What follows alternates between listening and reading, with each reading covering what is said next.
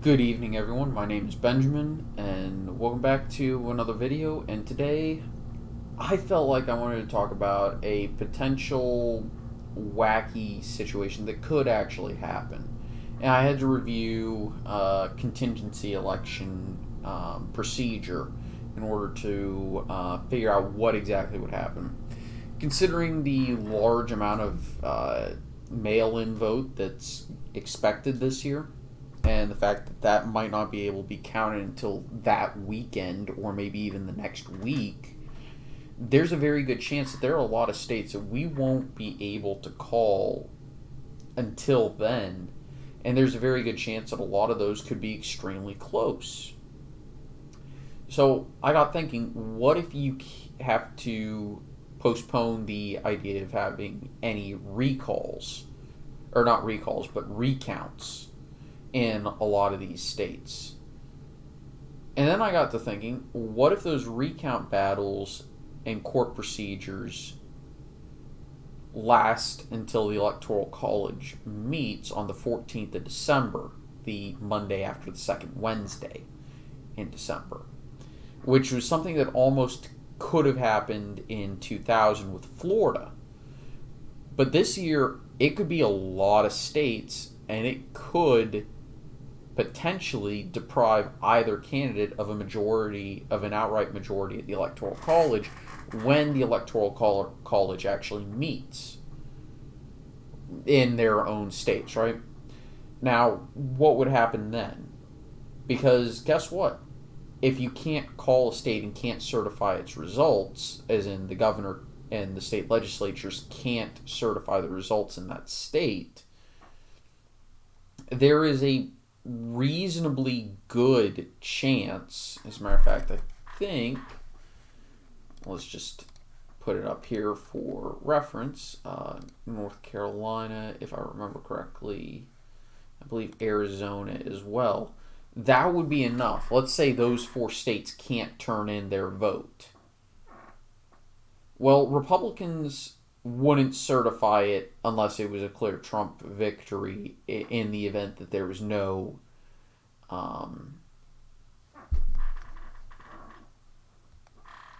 no outright majority. And there's one or two others that might do that. That would be in a similar situation, regardless of what it might be.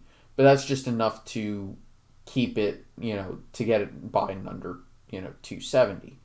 Well, the House of Representatives and the Senate would both be immediately called. The sitting House and sitting Senate would be immediately called to vote in a contingency election for the president. So, here is a map of the state delegations in the House of Representatives. You need 26 in order to win the election. Not just a majority of the states that vote. No, you need 26. Because you need an outright majority. Well, I would assume that the Democrats know this. Now, in the Senate, it would be fairly procedural. Republicans have 52 seats, or 53. I think it's 52. No, it's 53. And Mike Pence would almost certainly be elected vice president in the Senate in this hypothetical. The House, Trump would theoretically win, of course. But there's nothing that says that the House actually has to take that vote. And Pelosi could simply say, I don't recognize anyone moving to vote, or, refuses to bring it to the floor, and she could maybe reasonably get the Democratic outright majority in the House to vote against holding a vote in this contingency election. Meaning you could have a situation where on January 20th, Trump isn't able to be re-inaugurated, even though the math dictates he should be president. And guess who would be sworn in as acting president? It would be Mike Pence. But what happens if the Democrats take control of 23 state delegations? What then? Now, it's really difficult to see where they would get the required number. You could argue because of gerrymandering and a lot of other things. But hypothetically speaking, what happens then if the Democrats somehow pull off the miracle and do get that 26 state delegations?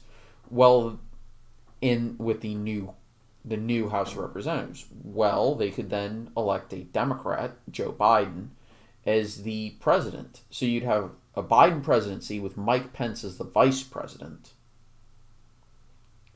You want to talk about a constitutional crisis? Yeah.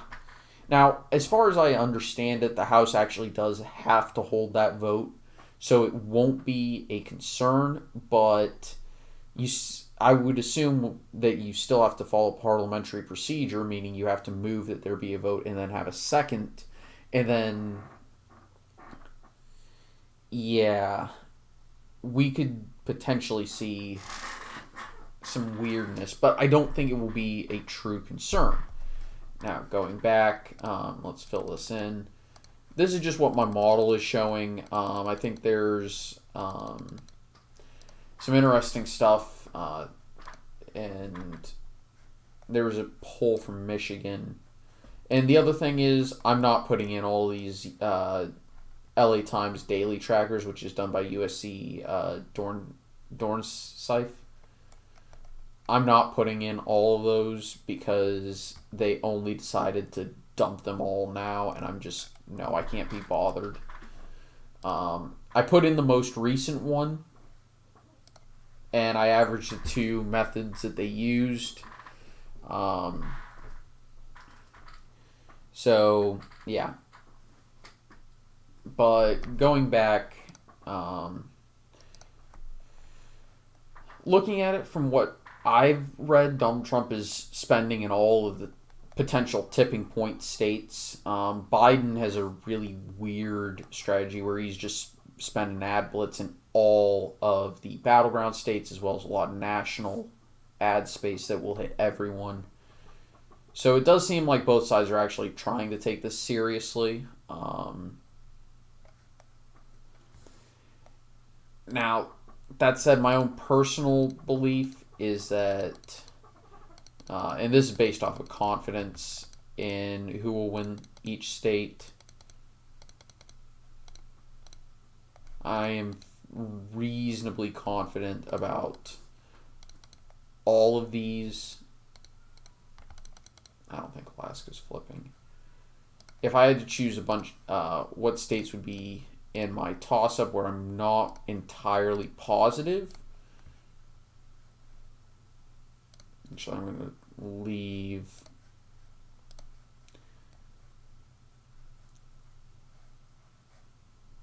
that.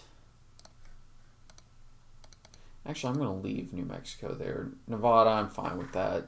Virginia, I'm fine with that. This is going to be a more competitive election than I think a lot of people are anticipating right now. I'm actually reasonably confident here in Maine. So this is kind of where I see it. If I had to pick and choose, I would say I'm tilting Wisconsin. I am tilting that. Interestingly enough, I'm leaning Michigan, tilting Pennsylvania. North Carolina, I am leaning, and I'm also leaning Florida. Arizona is a bit of a mixed bag. I don't really know what to think about Arizona. I'm going to tilt it to the GOP, and I'm also tilting the 2nd District in Nebraska, which would give Trump the barest of victories. But this is different from a while ago where I forget exactly where it was, but I did have, I think it was Pennsylvania tilting towards Trump. I don't remember the last time I actually showed you where I have the race, but given some of the nonsense, I could actually see Minnesota going red before Michigan. And I don't think all the stuff in Kenosha is going to help the Democrats and or Biden. There's a lot of stuff going on there, and I don't want to commentate on that until we get a more clear picture of what exactly is going on, and until we have more information, just because I don't think it's proper to do so. Anyway, I kind of wanted to just review what would happen if we did have to go to a contingency election in the House and Senate. Talk about a potential constitutional crisis that could emerge that could be really wacky. The scary one would be if if the vote was not called immediately after the Electoral College, but in case of a contingency election, but instead when the new House took over, and a new Senate, because that could lead to some really wacky stuff going on. For example, especially in the case where the Democrats who would potentially have an outright majority in the House, could say, yeah, we're just not going to hold this considering we just took control of the Senate, and, well, now you're going to have to deal with the Kamala Harris presidency, even though we stalled the process in order to get that and ignored the procedure where the House is supposed to select the president. If that were to happen, let's just say I don't think it would look very good on the Democrats. A 2010 wipeout would be the smallest amount, but, that's maybe speaking to where I think things would go in that situation. But anyway, I want to thank everyone for watching. I hope you all enjoyed. Likes, comments, subscriptions always do help. Link to my model is down in the description. And as well as a link to my Patreon. I'd love to hit 500 before the election, and I might stream the election if election night at the very least, if I can hit, say, 525 by election day. That'd be funny, or maybe I'll make it 538. That'd be fitting. I do have a Twitter. But anyway, thank you all for watching. Hope you all enjoyed. See y'all next time. Bye-bye.